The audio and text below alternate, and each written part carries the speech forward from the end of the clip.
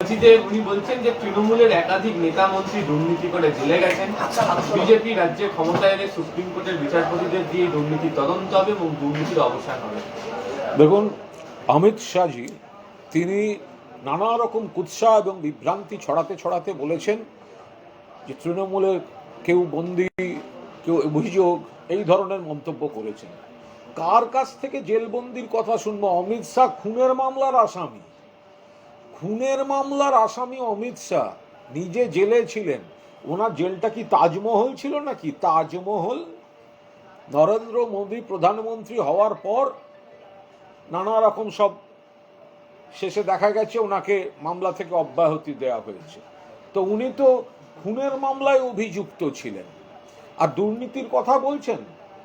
মঞ্চে তো দুর্নীতিতে অভিযুক্ত যারা, মঞ্চে তো তারা যাদের একসময় বিজেপি বলতো এই হচ্ছে ভিডিও টাকা নেয়ার, চোর, সিবিআই চাই, তারপরে তো বিজেপি নিয়ে নিচ্ছে। অমিত শাহের পাশে বসে আছে তারা, পশ্চিমবঙ্গের বিরোধী দলনেতা, আসামে মুখ্যমন্ত্রী, মহারাষ্ট্রে কখনো নারায়ণ রানে, কখনো সদ্য মারা গিয়েছেন দুর্ঘটনায়, নাম বলছি না, কিন্তু এত বড় দুর্নীতির অভিযোগ। ফলে বিজেপি যাদের বিরুদ্ধে দুর্নীতির কথা বলে, তদন্তের কথা বলে, তারপর তো তাদের সঙ্গেই লেনদেন করে তাদেরকে নিজেদের মঞ্চে বসিয়ে রাখে। ওনার মুখে এইসব কথা মানায়? আর সুপ্রিম কোর্টকে দিয়ে কি তদন্ত করাবেন? যে তদন্তগুলো চলছে তার অধিকাংশই তো সেন্ট্রাল এজেন্সি তদন্ত করছে। তো আপনার তদন্ত করার হলে আপনি সেন্ট্রাল এজেন্সি তদন্ত করবে। তো ফলে এখন সেই জায়গায় উনি আমার নামও বলেছেন, ভালো লাগলো, কিন্তু খুব দুর্বল ব্রিফিং।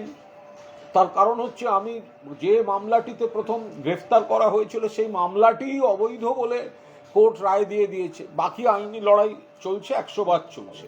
কিন্তু এই যে কথাগুলো, অর্থাৎ এই লোককে আটকে রাখা, কাউকে বদনাম করিয়ে দেয়া, আপনি কে অপরাধী নন আপনি জানেন না, আপনি আটকে থাকতে হচ্ছে।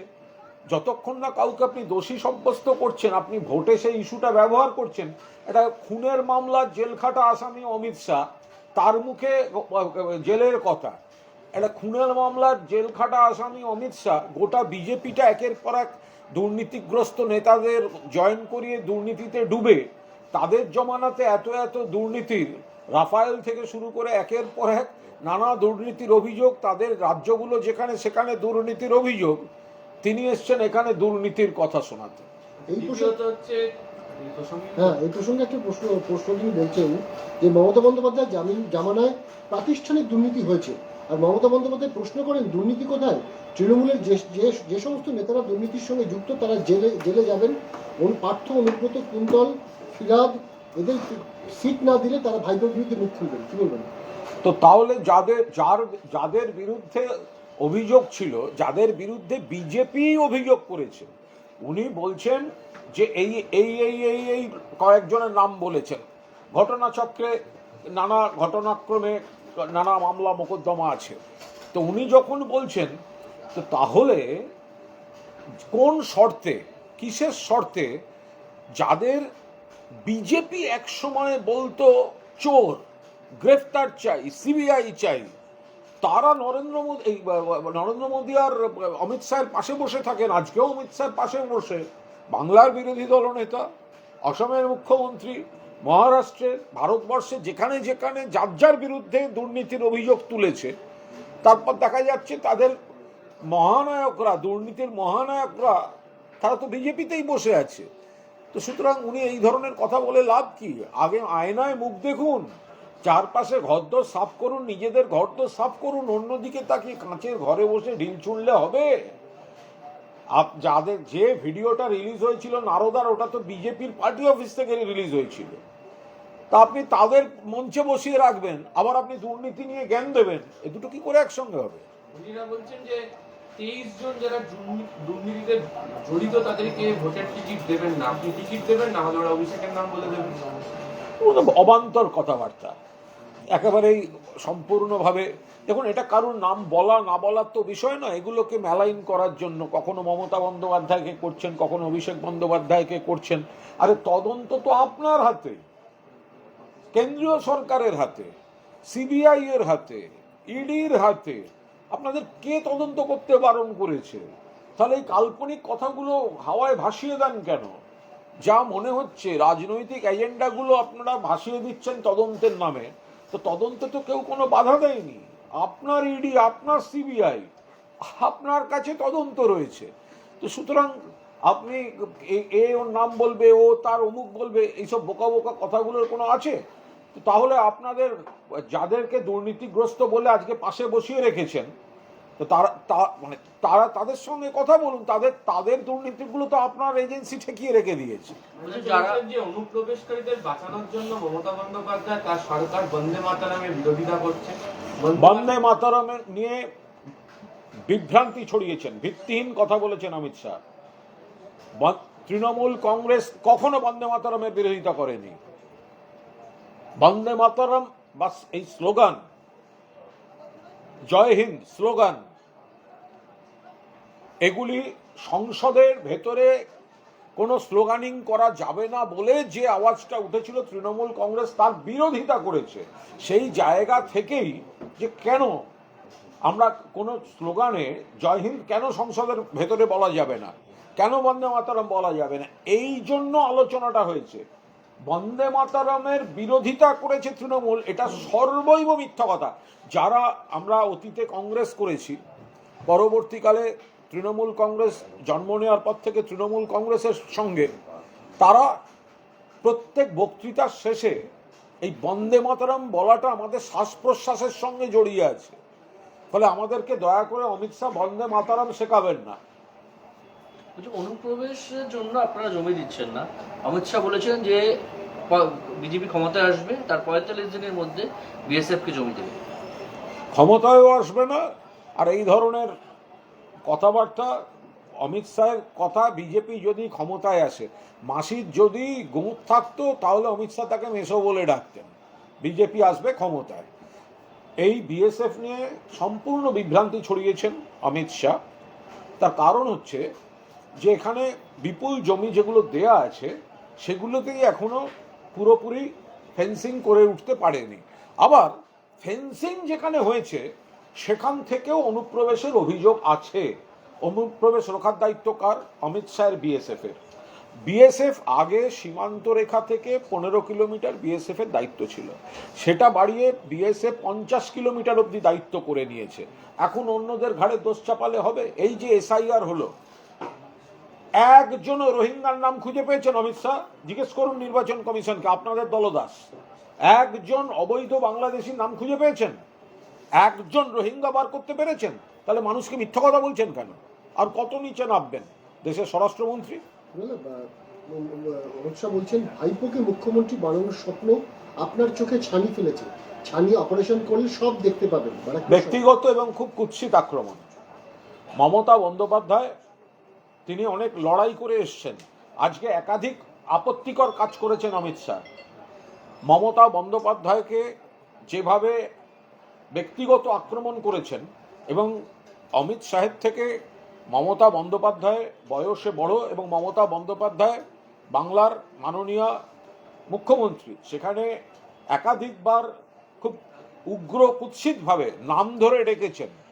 আমরা তীব্র বিরোধিতা করছি। আমাদের লোকেরা যদি এখন স্বরাষ্ট্রমন্ত্রী অমিত শাহজির বদলে অমিত যা বলে গেছে, তাহলে কি সেটা খুব শোভন হবে? কিন্তু মমতা বন্দ্যোপাধ্যায়কে নাম ধরে ডেকে খুব কুৎসিতভাবে, জেনে রেখে দিন, মমতা বন্দ্যোপাধ্যায় মুখ্যমন্ত্রী ছিলেন, আছেন, থাকবেন। জ্যোতি বসুর মুখ্যমন্ত্রিত্বের মেয়াদের রেকর্ড ভেঙে দেশে নতুন নজির স্থাপন করবেন মুখ্যমন্ত্রিত্বের মমতা বন্দ্যোপাধ্যায়, এবং তারপর বাংলার মুখ্যমন্ত্রী হবেন অভিষেক বন্দ্যোপাধ্যায়। আপনারা ভোটের সময় শুধু যাতায়াত করবেন, এর বাইরে আপনাদের শুধু বসে দেখে যেতে হবে তৃণমূল কংগ্রেসের সরকার চলছে এবং চলবে। তৃণমূলকে আক্রমণ করে আরো বলছেন অমিত শাহ যে মা মাটি মানুষের স্লোগান নিয়ে ক্ষমতায় এসেছিলেন মমতা, এখানে মায়ের কোনো নিরাপত্তা নেই। অমিত শাহ মহিলাদের সুরক্ষা নিয়ে, মায়েদের সুরক্ষা নিয়ে যা বলেছেন, এটা অমিত শাহের মুখে শোভা পায় না। বাংলায় সব থেকে সুরক্ষিত মহিলারা, মা বোনেরা। সামাজিক বিকৃতি, অপরাধ ঘৃণ্য অপরাধ আগের থেকে অনেক কমেছে, আমরা চাই একটাও না হোক। যদি কোথাও হয় পুলিশ সঙ্গে সঙ্গে দোষীকে অ্যারেস্ট করছে এবং দ্রুত তদন্ত বিচারের পর ফাঁসির রায় থেকে যাবজ্জীবন আদায় করে আনছে। অন্যদিকে এই অমিত শাহের সরকার যেখানে আছে, উন্নাও, হাতরাস, প্রয়াগরাজ, ওড়িশা, মণিপুর, দিল্লি, গুজরাটের বিলকিস, কি করেছেন অমিত শাহ আপনারা? সব থেকে বড় কথা, আমাদের সোনার মেয়েরা, কুস্তিগিররা, তাদের শ্লীলতাহানি করেছিল বিজেপির এমপি ব্রিজভূষণ। সোনার মেয়েরা দিল্লির রাস্তায় উই ওয়ান্ট জাস্টিস বলে ধর্নায় বসেছিলেন। তাদের উপর অমিত শাহ পুলিশ পাঠিয়ে দমন পীড়ন চালিয়েছেন, কিন্তু এই প্রধানমন্ত্রী আর স্বরাষ্ট্রমন্ত্রী ওই শ্লীলতাহানিতে অভিযুক্ত ব্রিজভূষণকে পাশে নিয়ে দিনের পর দিন তারা সংসদ চালিয়েছেন। ওদের মুখে কাঁচের ঘরে বসে ঢিল ছুটছেন। থুতু ওপরে ছুড়লে নিজের মুখে পড়ছে অমিত শাহ। মহিলা সুরক্ষা নিয়ে আপনাদের কোনো কথা, এগুলো হচ্ছে কুম্ভীরাশ্রু।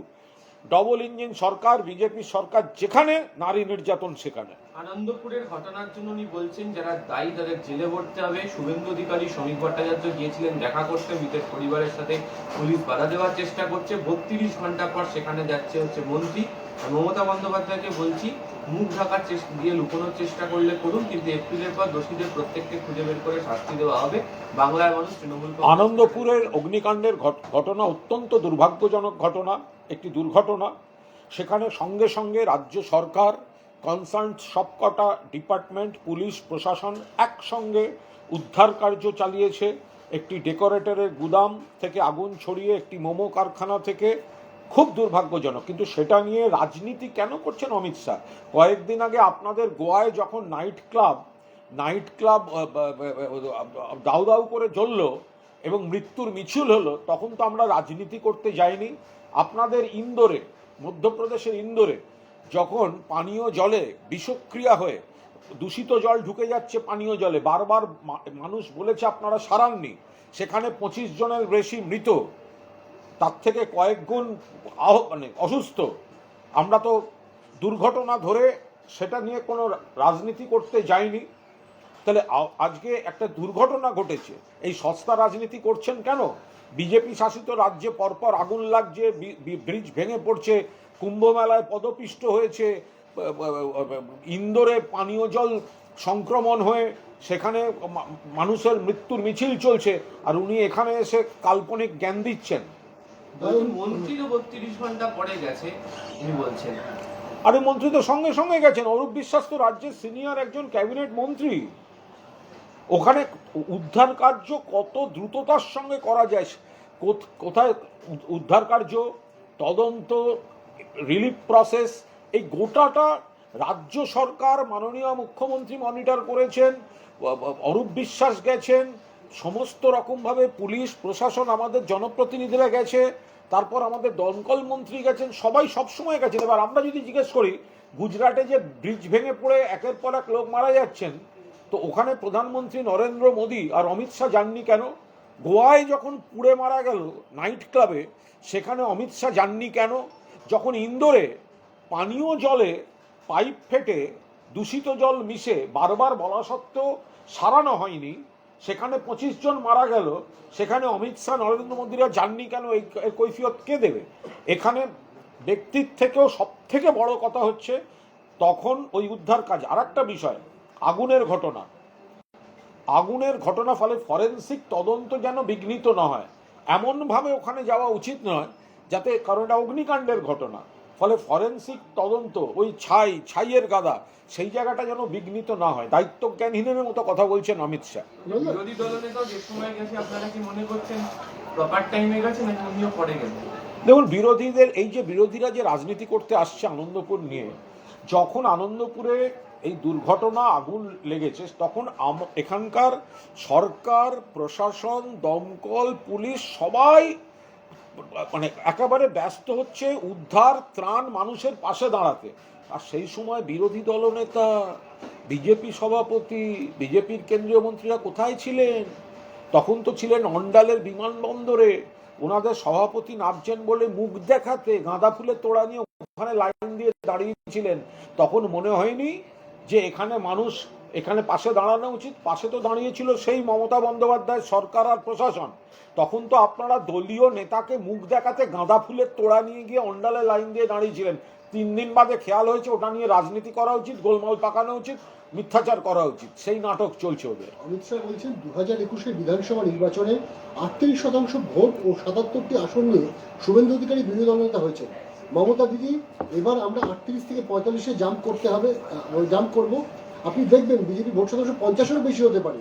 সংখ্যাগরিষ্ঠতা নিয়ে বিজেপি সরকার করবে। দেখুন, অমিত শাহ একজন ফ্লপ জ্যোতিষী। উনি একেবারে একটা ফ্লপ জ্যোতিষী। উনি প্রথমে ফুটপাতে টিয়া পাখি নিয়ে বসে একটু প্র্যাকটিস করুন। তার কারণ হচ্ছে 2021 সালে বিধানসভা নির্বাচনের আগে এরকমই ডেলি প্যাসেঞ্জারি করে বলেছিলেন আব কি বার 200 পার। তো 200 পার হয়নি, 77, এখন 60 আছে কিনা সন্দেহ। 23 সালে বলেছিলেন পঞ্চায়েত নির্বাচনে এবার একেবারে সব জেলা পরিষদ দখল করবে বিজেপি, একটা জেলা পরিষদ দখল করতে পারেনি। 24 সালে এসে বললেন লোকসভা নির্বাচনে পশ্চিমবঙ্গ থেকে বিজেপি সিট বাড়বে। বিজেপি সিট কমে গেল, তৃণমূলের সিট বেড়ে গেল। ফলে উনি যা বলেন সেটা মেলে না। ফ্লপ রাজনৈতিক জ্যোতিষী। তো ফলে উনি এখন কি বলছেন, বাংলার সঙ্গে কোনো সম্পর্ক নেই, গ্রাউন্ড রিয়ালিটি থেকে বহু দূরে, বাংলার উন্নয়নের এরা শত্রু, বাংলা এবং বাঙালি এবং বাংলার বিশিষ্টদের অপমান করেন। ফলে এরা শুধুমাত্র ভোটের আগে 2-4টে এরকম বড় বড় কথা বলেন, হেরে যাওয়ার পর খুঁজে পাওয়া যাবে না, আবার ভোটের অন্য কোনো একটা ভোট আসবে, তখন দেখবেন এদের এই ডেলি প্যাসেঞ্জারিটা শুরু হয়েছে। বলছি ব্যারাকপুরের পার্সেন্টেজটা ছিল 45, সেটা দার্জিলিং এ গিয়ে বৃদ্ধি পেল হচ্ছে 50%। এই যে শতাংশের হিসাব বলে দেওয়া হচ্ছে, সেটা কি কোথাও দক্ষিণ থেকে উত্তরে গেলেই 5% বেড়ে যাচ্ছে? নাকি দলের কর্মীদের চার্জ করতে, নাকি ওনারা নিজেরাই লক্ষ্য ঠিক করতে? ওনাদের হোমওয়ার্ক অত্যন্ত বিপজ্জনক। ওনারা নিজেরা জানেন গোহারা হারবেন। ফলে কখনো বলছেন আমরা এত % পাবো, আর একটা জায়গায় গিয়ে আবার আর একটু বাড়িয়ে বলছেন। নির্দিষ্ট কোনো তথ্যই নেই। যেটা তথ্যটা আছে সেটা ভয়ঙ্কর এবং মর্মান্তিক, যে বিজেপি কুৎসিতভাবে হারতে চলেছে। আগের বারের থেকে পার্সেন্টেজ অফ ভোট এবং নাম্বার অফ সিট দুটোই কমতে চলেছে। সেই কারণে ওই তো আবার রামবাম দেখলেন না, কমিউনিস্টদের সিপিএম এর সুখ্যাতি করলো। কে করলো? অমিত শাহ করলেন। আজকে বললেন সিপিএম এর সরকার ভালো। অর্থাৎ বিজেপির ভোট নেই, সিপিএম কে বলছেন এসো একটু ভোট দাও, এসো একটু ভোট দাও, এসো একটু ভোট দাও। এ তো রামবাম থিওরিটা আরো এস্টাবলিশ করে দিয়ে গেলেন এই অমিত শাহ। সিপিএম এর মতো একটা অপশাসন, গণহত্যা গণধর্ষণ অপশাসনের সরকার, তাকে প্রশংসা করে গেছেন, বলেছে কমিউনিস্টরা ভালো ছিল। অর্থাৎ যে ভোটাররা সিপিএম এর লাল পতাকা কাঁধে বয় আর বুথে গিয়ে বিজেপিকে ভোট দেয়, তাদের এখন তোয়াজ করতে হচ্ছে। একটা হচ্ছে যে উনি বলছেন যে বিহার দিল্লিতে বিরাট জনমত নিয়ে বিজেপি ক্ষমতায় এসেছে। বিহার দিল্লিতে ওনারা জিতেছেন, তার কারণ ভোটার লিস্টের যে কারচুপির খেলা, ওখানে কংগ্রেস ব্যর্থ হয়েছে। কংগ্রেস বা যে দলগুলি মহারাষ্ট্র, হরিয়ানা, দিল্লি এবং বিহারে বিজেপিকে মোকাবিলা করার মূল দায়িত্বে ছিল, সেই দলগুলি এই ভোটার লিস্টের কারচুপি এটা ধরতে পারেনি, যেটা মমতা বন্দ্যোপাধ্যায় অনেক আগে থেকে ধরেছেন। এবং গোটা তৃণমূল কংগ্রেস রাস্তায় নেবে, কাগজে কলমে মানুষের পাশে থেকে এই চক্রান্তের বিরুদ্ধে লড়াই করে যাচ্ছে। ফলে যে দলগুলি মহারাষ্ট্র, দিল্লি, হরিয়ানা, বিহার, কংগ্রেস বা তারা যদি যথাযথ দায়িত্ব পালন করত, তাহলে ওখানে বিজেপি জিতত না। আর এখানে তৃণমূল কংগ্রেস সেই দায়িত্বটা পালন করছে, তাই বিজেপি হারবে। উনি বলছেন যে সম্পূর্ণ নীতি মেনে এসআইআর প্রক্রিয়া চলছে। আমরা নির্বাচন কমিশনকে পূর্ণ সমর্থন জানাই। ভোটারদের তালিকা থেকে অনুপ্রবেশকারীদের বাদ দিতে হবে। তারপরেও যারা তালিকা থেকে যাবে, অমিত শাহ সরকারের মুখ্যমন্ত্রী এসে তাদেরকে বের করবেন। অমিত শাহ এসআইআর নিয়ে একটা বড় বড় কথা বলেছেন। এই যে মানুষের হয়রান চলছে, জেনুইন ভোটার যারা, বিশিষ্ট নাগরিক যারা, সাধারণ মানুষ যারা জেনুইন ভোটার, অমর্ত্য সেন থেকে শুরু করে দেব থেকে মোহাম্মদ শামি, আবার সাধারণ বহু পেশার বহু মানুষ, অসুস্থরা, বয়স্করা, এই যে হয়রানি করে ছাড়ছেন, এটা তো বিজেপির রাজনৈতিক চাপে এই কাণ্ডটা হচ্ছে। অমিত শাহজি একটা দেখাতে পেরেছেন ভোটার লিস্টে রোহিঙ্গা আছে? এত রোহিঙ্গা নিয়ে কথা বলেছেন, একটা single piece Rohingya election commission বলতে পেরেছে? অবৈধ বাংলাদেশি একজনকে বলতে পেরেছে? রোহিঙ্গা মায়ানমার থেকে আসে, একটা ধরতে পেরেছেন?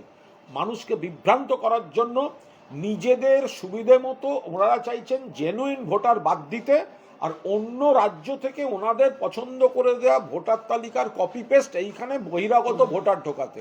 তৃণমূল সেটার বিরোধিতা করছে। ওনারা এই প্রসঙ্গেই বলছেন যে বর্ডার দিয়ে যে অনুপ্রবেশকারীরা ঢোকে তাদেরকে এই রাজ্যের পুলিশ প্রশাসন সরকারের লোক জাল নথি বানিয়ে দেয়। হাইকোর্ট ও বিএসএফ এর সপক্ষে কথা বলেছে, এই কারণে উনি আগে অমিত শাহ যেটা বলছেন, যারা ঢুকছে কিভাবে? বর্ডারটা তো আপনার। অমিত শাহ বলছেন যারা ঢোকে তাদের এই হয় ওই হয়। অমিত শাহ বলুন ঢুকছে কি করে?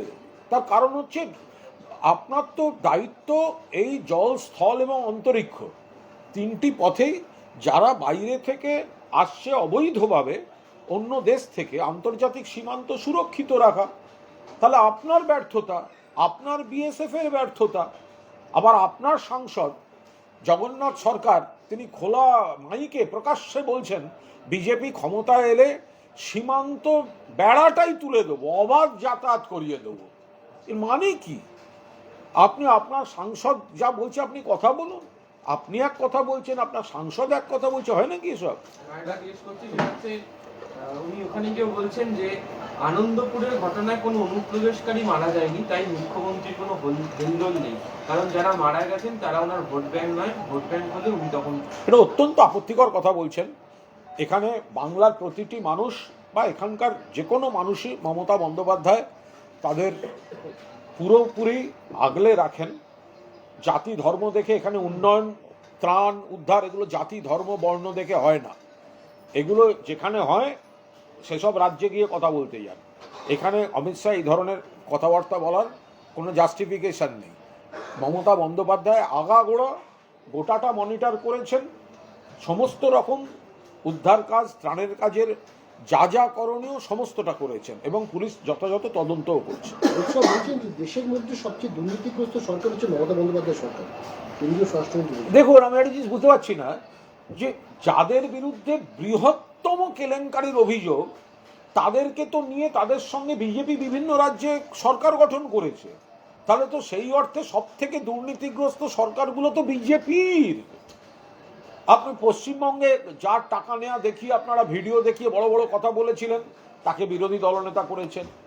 আসামে যার বিরুদ্ধে আপনারা বিপুল অভিযোগ এনেছিলেন তাকে মুখ্যমন্ত্রী করেছেন। মহারাষ্ট্রে যাদের বিরুদ্ধে কোটি কোটি কোটি কোটি টাকার অভিযোগ তাদেরকে সঙ্গে নিয়ে সরকার করেছেন। আর কি রইল? আজকেও বাঙালি মনীষীদের নাম ঠিকঠাক বলতে পারা যায়নি, প্লাস হচ্ছে সোনার বাংলা বানাবো আজকেও আবার হয়েছে। এই যে রোজ মনীষীদের নামের উচ্চারণ, দেখুন ওদের দিয়ে না বাংলার সংস্কৃতিটা ওনারা অ্যাডাপ্ট করতে পারবেন না, কারণ ওনারা মনে প্রাণে বাংলার বিরোধী, বাংলাকে দেখতে পারেন না। ফলে ওনারা যেই মাঝে মাঝে চেষ্টা করেন তাতে আরও ধরা পড়ে যায় যে বাংলার সংস্কৃতি, বাংলার ইতিহাস, বাংলার ঐতিহ্য এগুলো ওনারা খবরও রাখেন না, এবং ওনারা এটাকে চর্চা করতে গেলে ধরা পড়ে যায় যে ওনারা জানেন না, উচ্চারণ করতে পারেন না, এটা কেলেঙ্কারি করে বসে থাকেন। উত্তরবঙ্গের সভায় অমিত শাহ বলছেন নরেন্দ্র মোদীর মুখে সেদিন হাসি আসবে যেদিন বাংলায় ভারতীয় জনতা পার্টির সরকার হবে। তাহলে তো জীবনে হাসি আসবে না। 28টা সিট 28টাই বিজেপি জিতবে। অমিত শাহ যদি বলে থাকেন যে নরেন্দ্র মোদীর মুখে সেই দিন হাসি আসবে যেদিন বাংলায় সরকার হবে, তাহলে তো নরেন্দ্র মোদী আর হাসতেই পারবেন না জীবনে। তো বিরাট ব্যাপার। এখানে দেখেছি এখানে রাজ্য নেতারা অনেকে এইসব করেন, কে বলছেন চুল রাখবো না, অমুক করবো না, এ তো নরেন্দ্র মোদীর মুখ থেকে হাসি উড়ে যাবে। মানে কি? বিজেপি জীবনে এখানে ক্ষমতায় আসবে না। বাংলার মানুষ তারা উন্নয়ন, মানুষের অধিকার, বাংলার ভাষা, বাংলার ঐতিহ্য, ইতিহাস, সম্প্রীতি, সংহতি সব নিয়ে মমতা বন্দ্যোপাধ্যায়কে আরও একবার মুখ্যমন্ত্রী হিসেবে নির্বাচিত করবেন। তবে একটা অদ্ভুত বিষয়, কেন্দ্রীয় স্বরাষ্ট্রমন্ত্রী গতকাল রাত্রে আসলেন। বেলডাঙ্গা ইস্যুতে হাইকোর্ট বলেছিল যে যদি কেন্দ্র সরকার মনে করে এনআইএ তদন্ত নিতে পারে। গতকাল রাত্রে নামলেন অমিত শাহ, আজকে সকাল থেকে এনআইএ অ্যাক্টিভ হয়ে গেল, বেলডাঙ্গায় পৌঁছে তদন্ত শুরু করলেন। কি করবেন? দেখুন, এনআইএ এরাও ব্যবহার করে, এটা তো হাইকোর্টের নির্দেশে এনআইএ হচ্ছে না, এটা তো হাইকোর্ট কোনো অর্ডার দেয়নি। হাইকোর্ট অপশনাল লেগেছেন, সেটা স্বাভাবিক। কেন্দ্রীয় সরকার মনে করলেই না, ব্যাপারটা এরকম নয় যে হাইকোর্ট এনআইএ অর্ডার করেছে। তো কেন্দ্র তো এর আগেও বিভিন্ন জায়গায় এনআইএ পাঠিয়েছে। তার কাজ কি? ভোটের সময় তৃণমূলের সংগঠকদের ডেকে পাঠিয়ে লিস্টটা দিয়ে দেয় বিজেপি, তাদের বলা এলাকা ছেড়ে চলে যাও, ভোটের সময় থেকো না, বা বিজেপির হয়ে কাজ করো, অমুক তমুক। এইটা করতে তৃণমূলের নিজেদের, ওদের বিজেপির সাংগঠনিক দুর্বলতা ঢাকতে আর তৃণমূলের সংগঠনকে ডিস্টার্ব করার জন্য এনআইএকে ব্যবহার করা হয়। তো এবারও সেই এনআইএকে সেইভাবেই ওরা ব্যবহার করছে। এটা আদালতের নির্দেশে একদমই হচ্ছে না। একটু হুমায়ুন প্রসঙ্গে আসি। তৃণমূল বিধায়ক হুমায়ুন কবিরের সঙ্গে মানে জেউপি প্রধান হুমায়ুন কবিরের বৈঠক, এবং তাহলে কোথাও পুরনো দলকে ভাঙানোর চেষ্টা জেউপি। আমি এটা দেখো একটা মন্তব্য করব না, তবে যেহেতু একজন হুমায়ুন কবিরের সম্পর্কে দলের অবস্থান খুব স্পষ্ট এবং সেখানে শাস্তিমূলক পদক্ষেপের ঘোষণা রয়েছে, সেখানে দলের কেউ তার সঙ্গে কোনো রাজনৈতিক বা সাংগঠনিক এই ধরনের কোনো সম্পর্ক, আলোচনা, বৈঠক এগুলো বোধহয় বাঞ্ছনীয় নয়। এটা দলের হুমায়ুনের আজকে যে জনসভা ছিল, সেই সভায় দেখা যাচ্ছে মিমের রাজ্য সভাপতি ইমরান সালামকি তিনি উপস্থিত রয়েছেন। দেখুন, এটা ওনাদের বিষয়। আমরা প্রথম থেকে যা যা বলা তাই বলে আসছি যে বিজেপি এ রাজ্যে ভোট, অ্যান্টি বিজেপি ভোট ভাঙার, বিজেপি বিরোধী ভোট ভাঙার একটা চক্রান্ত করেছে। গতবার করেছিল রাজনৈতিক ভাবে, অর্থাৎ সিপিএম কংগ্রেস জোট করিয়ে তাদের মদত দিয়ে, যে বিজেপি বিরোধী ভোটটা যাতে তৃণমূলে পুরোটা না এসে একটু বিভক্ত হয়। তো গতবার রাজনৈতিকভাবে চেষ্টা করেছিল কংগ্রেস আর তৃণমূলের, কংগ্রেস আর সিপিএম এর জোট, বামপন্থীদের জোট করিয়ে, কিন্তু তারা শূন্য পেয়েছে, ফলে ওদের চক্রান্তটা ফেল করেছে। এবার ধর্মের ভিত্তিতে সেটা চেষ্টা করছে। অর্থাৎ এখন যাদের কাছাকাছি আসতে দেখছেন, এর মঞ্চে ও যাচ্ছে, ওর হোটেলে ও যাচ্ছে, এগুলো সব পুতুল, আর এদের সুতোটা বিজেপির হাতে আছে, বিজেপির হাতে। কিছু মানুষকে ভুল বোঝাচ্ছেন আমরা বিজেপির বিরুদ্ধেও লড়ছি, ভুল। বিজেপির বিরুদ্ধে গোটা ভারতবর্ষে লড়ছে শুধুমাত্র তৃণমূল কংগ্রেস, আর বাংলায় বিজেপিকে রুখতে গেলে প্রত্যেকটা ভোট তৃণমূলকে দিতে হবে। আর এই ধরনের মুখোশ পরা পুতুলগুলো যদি একটা দুটো করে ভোট পায়, যারা ভোট দেবে তারা জেনে রাখবেন এদের একটা ভোট দেওয়ার অর্থ আপনারা ঘুরিয়ে বিজেপিকে সাহায্য করছেন। আজকে মঞ্চ থেকে বলছেন উনি, মানে প্রকাশ্যে ক্ষমা প্রার্থনা করছেন হিন্দুদের কাছে, বলছেন মমতা বন্দ্যোপাধ্যায়ের কথাতেই একেবারে মিথ্যাচার করছেন। মমতা বন্দ্যোপাধ্যায় কখনোই তাকে ওই ধরনের আপত্তিকর কথা বলতে বলেননি। মমতা বন্দ্যোপাধ্যায় কি বলতে পারেন বড় জোর, যে আমাদের সিটগুলো জিততে হবে। তো স্বাভাবিক, যে কোনো নেতা বা যে কোনো নেত্রী তার দলের সাংসদ, বিধায়ক, দলের কর্মীদের তো এই কথাটাই বলবেন।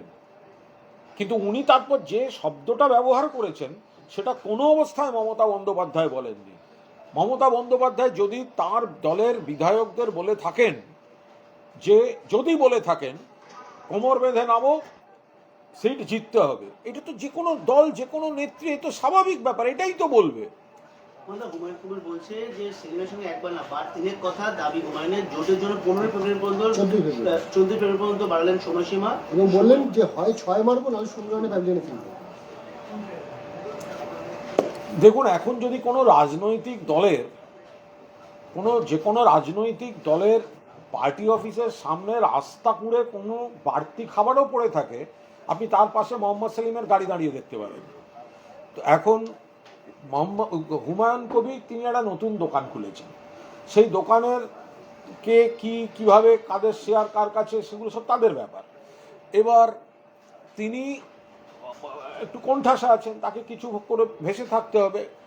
এবার সিপিএম রাজনৈতিকভাবে দেউলিয়া হয়ে বারবার যাচ্ছে সেখানে। এ তো সিপিএমের অবস্থাটা ভাবুন, 34 বছর ক্ষমতায় ছিল, তারপরে একা লড়ার মুরদ নেই। মনে রাখবেন, সিপিএম কিন্তু একা নয়, বামফ্রন্ট মানে সেটাই একটা 7 দলের ফ্রন্ট। এখন তারপরেও সেলিমের দরকার হচ্ছে কংগ্রেস কেন এখনো আসছে না? আমরা আর অপেক্ষা করতে পারছি না। কখনো নওশাদকে, কখনো হুমায়ুনের হোটেলে চলে যাচ্ছেন।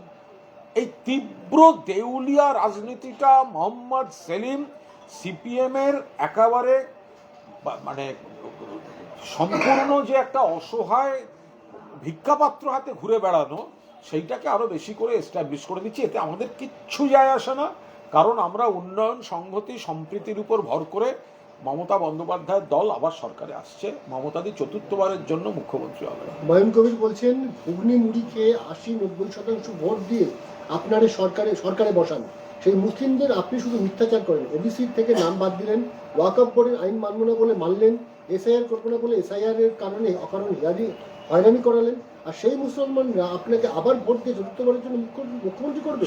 মতেই না। সারা বাংলার হিন্দু, মুসলমান, খ্রিস্টান সব ধর্মের সবাই এক বাক্যে মুখ্যমন্ত্রী মমতা বন্দ্যোপাধ্যায়ের সমর্থনেই ভোট দেবেন।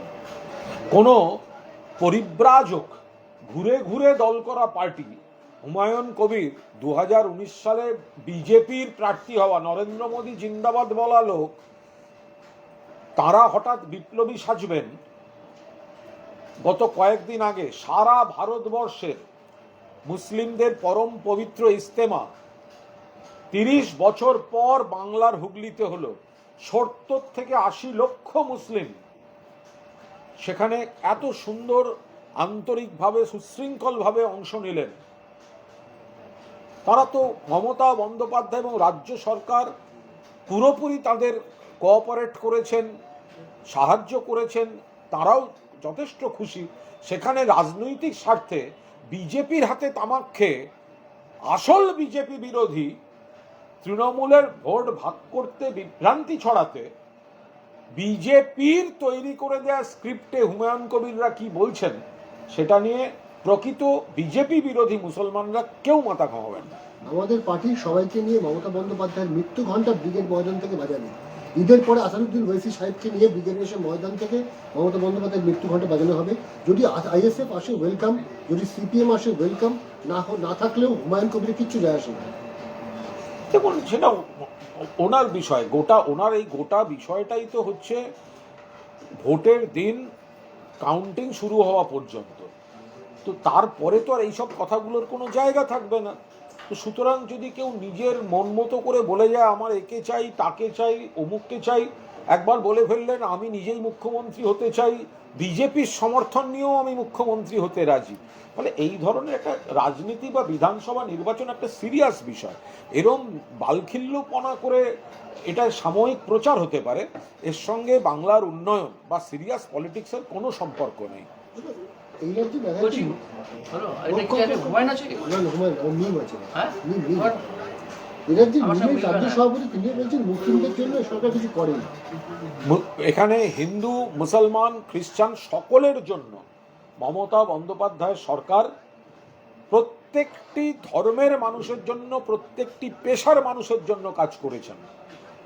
সাধারণ যারা মুসলিম, সংখ্যালঘু খ্রিস্টান বা যারা সংখ্যালঘুর মধ্যে পড়েন, তারা জানেন কি পরিমাণ কাজ, কি পরিমাণ উন্নয়ন মমতা বন্দ্যোপাধ্যায় তাদের কাছে পৌঁছে দিয়েছেন। ফলে রাজনৈতিক স্বার্থে বিজেপিকে সুবিধা করে দেওয়ার জন্য বিজেপি যাদের ভোটের সময় নামায় সংখ্যালঘুদের বিভ্রান্ত করতে, ভোট কাটতে, তাদের কথায় বাংলায় কিছু আসে যাবে। কিন্তু মিমের তরফ থেকে একটা বাইনারি সেট করা হয়েছে আজকে এই মঞ্চ থেকে, বলা হচ্ছে বাবরি মসজিদ করেছে বলে তৃণমূল হুমায়ুনের হাত ছেড়ে দেওয়ার পর আসাদুদ্দিন সাহেব বলেছেন যাও গিয়ে ওর হাতটা ধরো, মানে কোথাও ঘুরে ফিরে সেই বাবরি মসজিদকে সামনে রেখে ভোট ভাগের চেষ্টা। দেখুন, মিম তাহলে প্রথম এই কৈফিয়তটা দিক, তারা এটা ভেবে দেখুন যে এই হুমায়ুন কবির তো 2019 সালে বিজেপির প্রার্থী ছিলেন। যে বিজেপি বলেছিল और ধাক্কা এক ধাক্কা और दो বাবরি মসজিদ তোড় দো, এই কথাটা কে বলেছিল? বিজেপি। সেই বিজেপির প্রার্থী 2019 সালে এই মুর্শিদাবাদে ছিলেন হুমায়ুন কবির। তাহলে মিম এত কি করে ভাবছেন যে বাবরি মসজিদের প্রতি হুমায়ুন কবিরের এখন যে কথাগুলো শোনা যাচ্ছে, তো সেগুলো ঠিক নাকি 2019 সালের কথাগুলো ঠিক? 2019 সালে উনি বিজেপির প্রার্থী ছিলেন যারা বাবরি মসজিদ ভেঙে রাম মন্দির গড়ার পক্ষে, আর যারা বাবরি মসজিদটা ভেঙেছে, তো তার মঞ্চে বসে বাবরি মসজিদের কথা বলছেন মিমের, এগুলো সব পেছনে ওই পুতুলের পেছনে দিল্লির সুতোর টান। ওনারা সুপ্রিম সরকার আজ কলকাতা পুলিশ কমিশনের দায়িত্ব নিলেন, বিরোধীরা একটা কথা বলছে যে সন্দেশখালী কাণ্ডের পুরস্কার, কোথাও কি এটা পুরস্কার নাকি বাংলার অস্মিতাকে জাগ্রত করতে মুখ্যমন্ত্রীর এই সিদ্ধান্ত? প্রশাসনিক সিদ্ধান্ত, এ নিয়ে কোনো মন্তব্য করবো না। পুলিশ কমিশনার কে হবেন এটা একদম প্রশাসনিক সিদ্ধান্ত, মুখ্যমন্ত্রীর সিদ্ধান্ত। আমরা কেন রাজনৈতিক দল থেকে কমেন্ট করতে যাব? আরেকটা বিষয়, এই বিনীত গোয়েল বলছে আরজিকর কাণ্ডে সব থেকে বেশি যার বিরুদ্ধে অভিযোগ উঠছিল তাকে আবার নতুন করে ফিরিয়ে আনা হলো। কার কি মনে হয় অভিযোগ উঠবে সেই অনুযায়ী সরকার চলবে তো নয়। তারপরে পুলিশই তদন্ত হয়েছে, তারপর আপনারা সিবিআই চেয়েছিলেন, এই বিরোধীরা সিবিআই চেয়েছিলেন।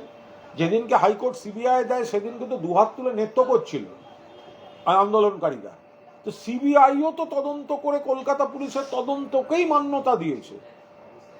তো তাহলে এখন বিনীত গোয়েলের বিরুদ্ধে কুৎসা করে কোনো লাভ আছে? আপনারা ঠিক করে দেবেন আপনারা কাকে পছন্দ করেন, আপনাকে কাকে পছন্দ করেন না, সেই অনুযায়ী সরকার সিদ্ধান্ত নেবে। মামার বাড়ি।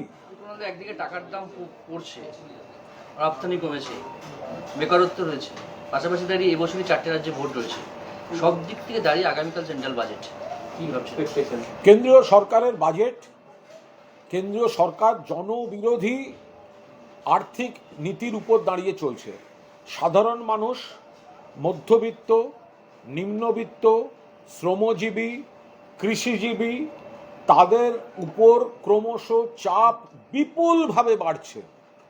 এরা কোনো কোনো জায়গায় এমনভাবে নিয়ে গেছে সাধারণ মানুষ, শ্রমজীবী মানুষের জীবন ধারণ কঠিন হয়ে যাচ্ছে, শিল্পে ক্রমশ পেছোচ্ছে। নরেন্দ্র মোদীর জমানায় একের পর এক কারখানা বন্ধ হয়েছে, বিপুল শ্রমিক কর্মচ্যুত হয়েছেন, কর্মসংকোচন হয়েছে, বেতন সংকোচন হয়েছে। নরেন্দ্র মোদীর আর্থিক নীতির ফলাফল এটা। ফলে কেন্দ্রীয় সরকার হঠাৎ ভোটের দিকে তাকিয়ে যদি কোনো আচমকা চটকদারি 2-4টে আপাত রিলিফও দেখাতে চান, সেটা আসল কথা নয়। কেন্দ্রীয় সরকারের আগাগোড়া অভিমুখ এবং নীতি বদলাতে হবে এবং তার জন্য দরকার দিল্লিতে বিজেপিকে সরানো। গত বছর একটা বিশাল আয়কর ছাড় দিয়ে 12 লক্ষ টাকা পর্যন্ত আয়কর ছাড় দিয়ে মঞ্জুতার চেষ্টা হয়েছিল। এবার মনে হচ্ছে সেই লিমিটটা ছাড়িয়ে যাবে, 12 লক্ষ টাকা বাড়াতে পারে আয়কর। সামনে নির্বাচন রয়েছে।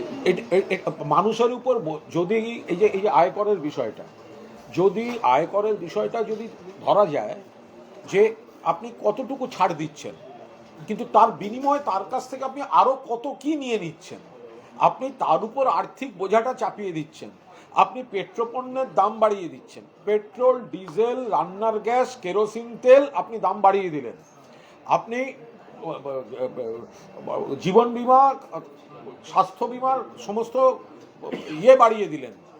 যদিও সেটা আমাদের চাপে খানিকটা, মমতা বন্দ্যোপাধ্যায়ের প্রতিবাদে খানিকটা চাপ খেয়েছে কেন্দ্রীয় সরকার।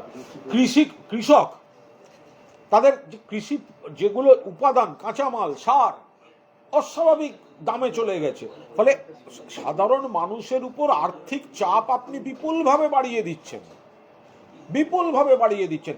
এ তো কর্পোরেটের সরকার, বড় লোকের সরকার, এরা তো সুবিধা দিচ্ছে বড় লোকের। এতে জিএসটি যখন প্রথম বসিয়েছিলেন তখন সাধারণ মানুষ, গরিব মানুষ যেগুলো ব্যবহার করে তার উপরে কর বেশি ছিল। মমতা বন্দ্যোপাধ্যায় প্রথম আপত্তি তুলেছিলেন, প্রতিবাদ করেছিলেন।